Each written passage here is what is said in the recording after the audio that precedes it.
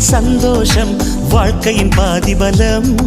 சந்தோஷம் இல்லை என்றால் மனிதர்க்கு ஏது பலம்?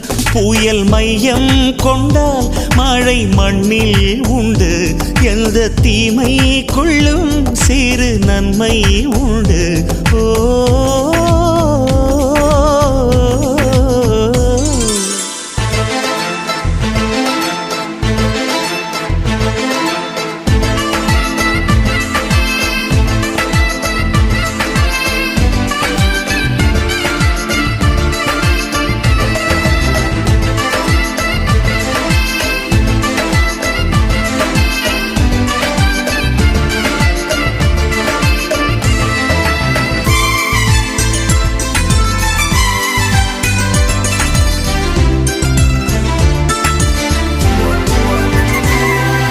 வெற்றியைப் போலவே